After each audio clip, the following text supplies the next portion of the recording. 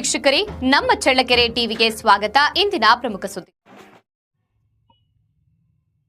ಕ್ಷೇತ್ರ ಶಿಕ್ಷಣಾಧಿಕಾರಿಗಳ ಕಚೇರಿ ಹಾಗೂ ಕ್ಷೇತ್ರ ಸಮನ್ವಯಾಧಿಕಾರಿಗಳ ಕಚೇರಿ, ಶಾಲಾ ಶಿಕ್ಷಣ ಇಲಾಖೆ ಚಳ್ಳಕೆರೆ ತಾಲೂಕು ವತಿಯಿಂದ ಕಿರಿಯ ಮತ್ತು ಹಿರಿಯ ಪ್ರಾಥಮಿಕ ಶಾಲೆಗಳ ಮುಖ್ಯ ಶಿಕ್ಷಕರಿಗೆ ಪ್ರಶಸ್ತ್ 2.0 ಕುರಿತು ಒಂದು ದಿನದ ಕಾರ್ಯಾಗಾರವನ್ನು ನಗರದ ಸ್ವಾಮಿ ವಿವೇಕಾನಂದ ಪ್ರೌಢಶಾಲೆಯಲ್ಲಿ ಹಮ್ಮಿಕೊಳ್ಳಲಾಗಿತ್ತು.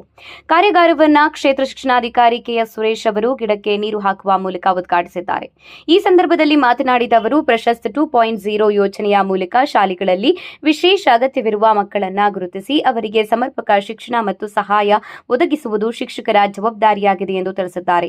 ಶಿಕ್ಷಕರು ಪ್ರಶಸ್ತ್ 2.0 ವ್ಯವಸ್ಥೆಯ ಬಳಕೆ, ವಿದ್ಯಾರ್ಥಿಗಳ ಮಾಹಿತಿ ದಾಖಲಿಸುವ ವಿಧಾನ ಹಾಗೂ ಯೋಜನೆಯ ಉದ್ದೇಶಗಳ ಬಗ್ಗೆ ತಿಳಿದುಕೊಂಡು ಶಾಲೆಗಳಲ್ಲಿ ಪರಿಣಾಮಕಾರಿಯಾಗಿ ಅನುಷ್ಠಾನಗೊಳಿಸಬೇಕು ಎಂದು ಸೂಚಿಸಿದ್ದಾರೆ.